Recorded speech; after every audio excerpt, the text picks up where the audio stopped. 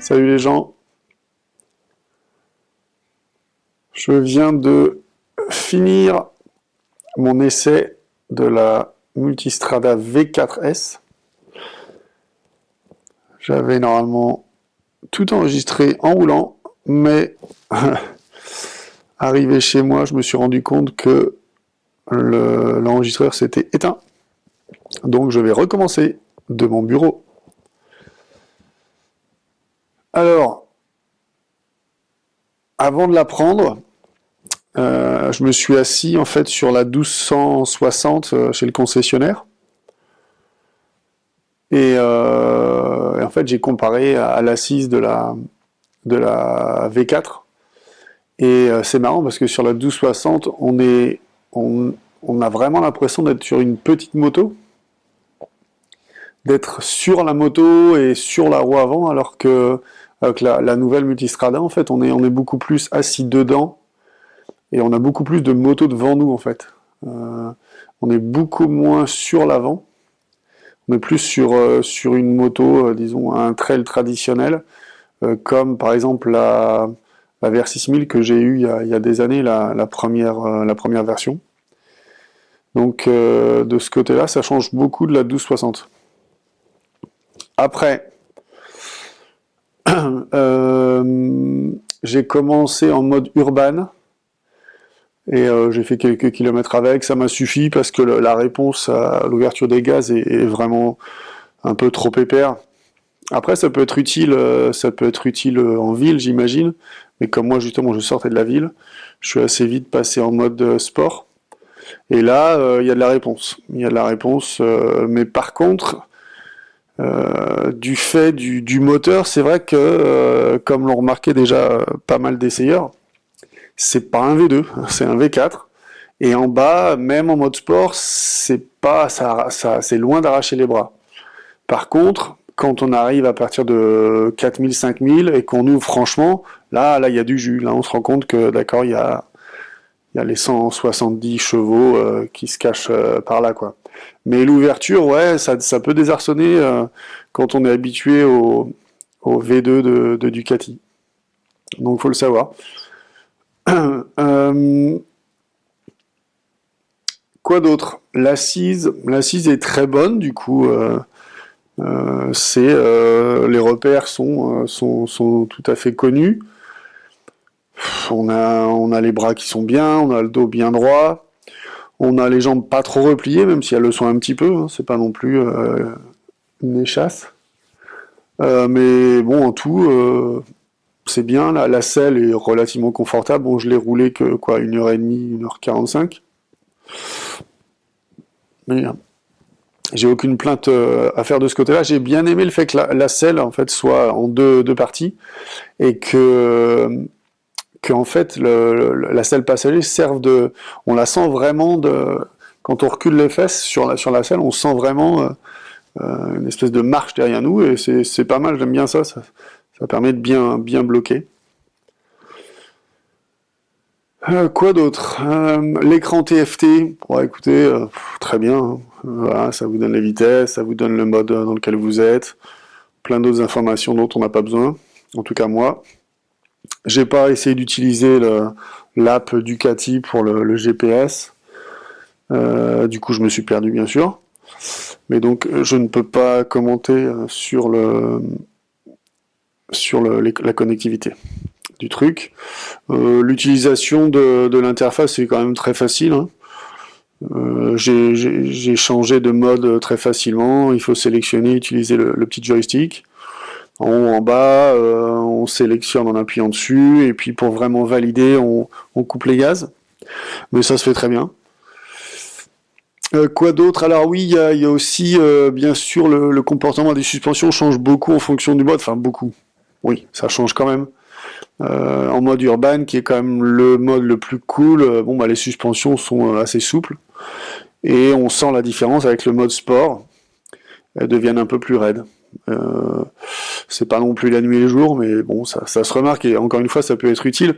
J'ai malheureusement, moi j'habite à Prague, hein, mais j'ai pas pu utiliser la moto au centre de Prague puisque le concessionnaire était vraiment à l'est, et puis je suis allé encore un peu plus à l'est pour aller faire des routes de campagne.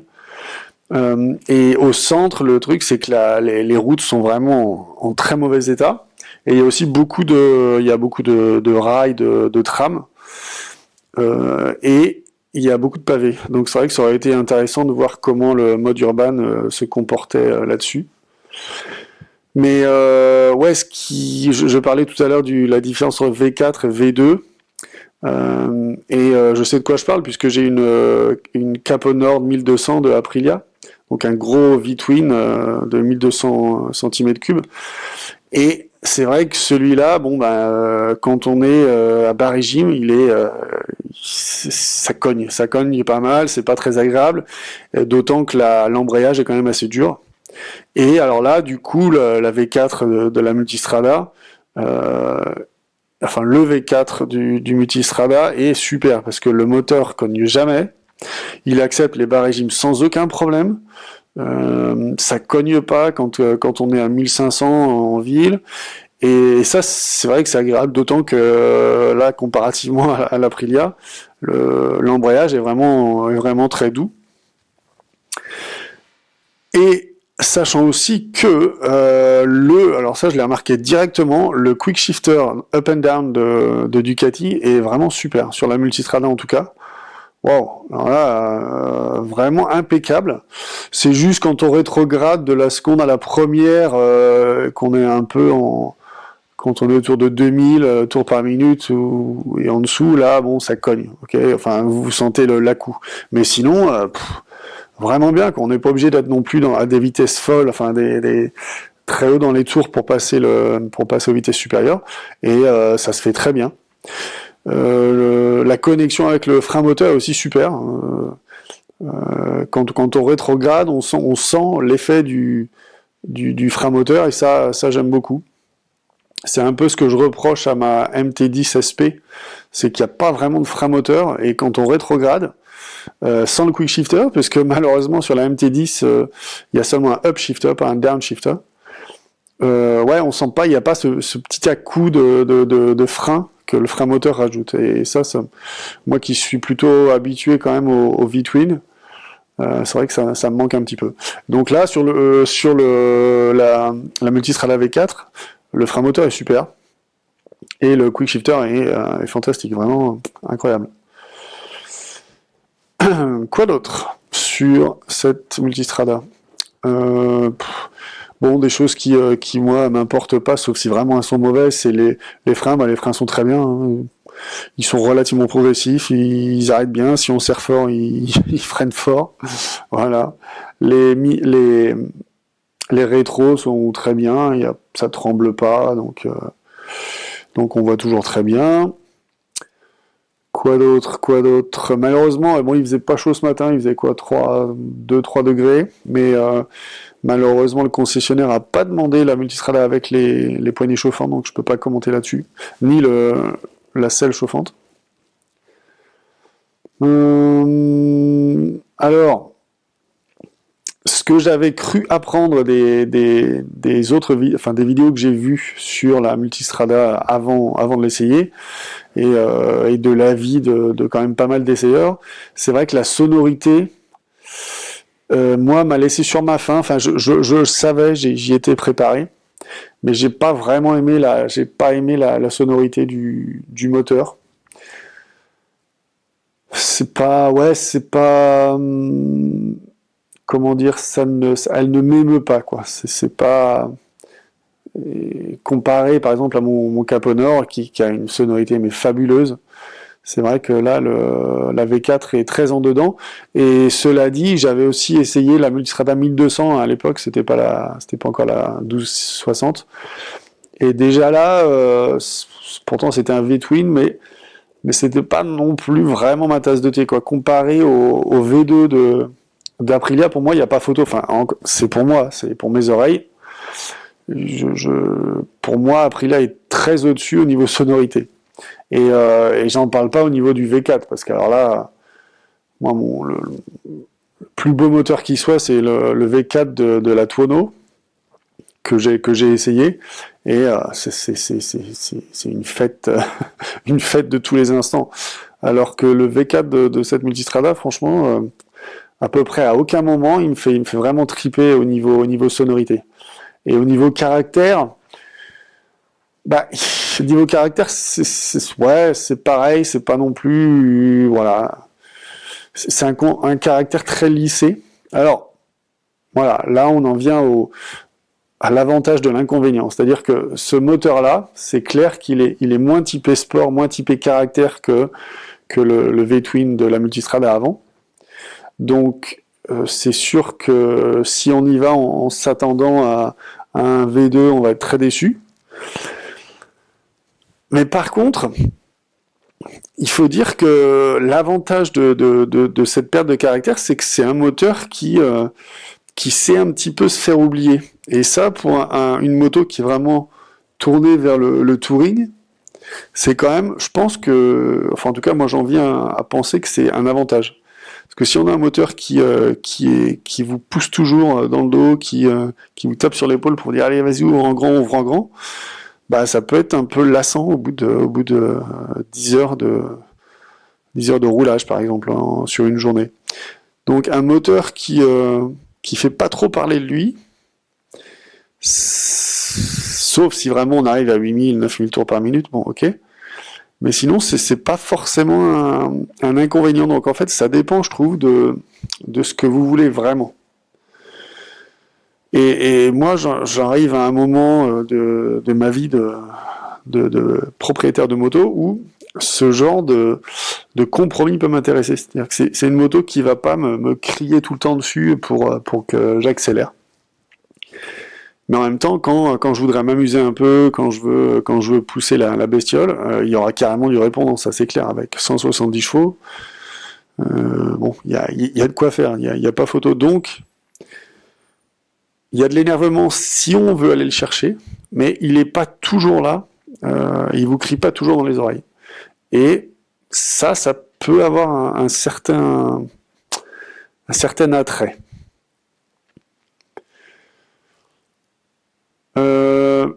Bon, c'est à peu près tout ce que je veux dire je pense, de cet essai. Il faut savoir que c'est la première moto des 3 candidates que j'ai retenues pour remplacer ma Caponor. Donc il y a la V4, la Multistrada V4S. Il y a aussi la SAS de KTM, la Super Adventure S 2021. Et aussi la 1250 RT de 2021 aussi. Alors pourquoi 2021 c'est 3? Parce que elles reçoivent toutes le régulateur de vitesse adaptatif. Alors je l'ai pas testé aujourd'hui sur la Multistrada parce que bon parce que je sais comment se comporte un régulateur de vitesse adaptatif. J'en ai un sur mon van et je trouve ça génial. C'est vraiment super pratique dans certaines conditions et à certains moments. Donc ouais, je veux ça quand même pour faire de la route à moto, c'est quand même un sacré confort. Et après donc ce que je veux dire de la SAS, c'est que bon bah c'est un autre trail. Moi je suis habitué quand même au trail et j'aime ça correspond bien à mon corps et aux problèmes que mon corps a. Et la troisième moto donc c'est la RT. Alors là, c'est quelque chose de très différent, qui a moins de puissance absolue, même si moi, bon, je vais pas non plus chercher la puissance absolue dans mes motos forcément. Quand je suis pas un pilote de MotoGP. Je mets pas mon coude par terre dans tous les virages. Et donc la RT, il faudra vraiment l'essayer pour savoir si c'est quelque chose qui pourrait m'aller maintenant. Je sais pas trop, c'est vrai que je me pose des questions parce que j'aime bien le fait qu'elle protège des éléments, qu'elle soit normalement confortable. J'aime aussi beaucoup qu'elle accepte avantageusement les bagages, forcément donc les bagages latéraux, mais aussi le top case. Donc ça me plaît. J'aime bien les motos qui permettent de de caser tout ce qu'on veut dessus sans demander qu'on remplisse un sac, qu'on attache le sac avec différentes sangles, etc. Parce que voilà, c'est une contrainte de plus qui me plaît pas spécialement. Par contre, là où l'essai va pouvoir m'en dire beaucoup, c'est si je peux me voir avec le V-Twin, le Flat Twin, donc de BM. Sachant que j'ai eu une mauvaise expérience, ma première grosse cylindrée, ça a été la R1200R de 2009. Bien que c'était une moto vraiment excellente, elle n'avait pas le caractère, elle n'avait pas la sonorité vraiment que je recherchais. C'était très fade et insipide.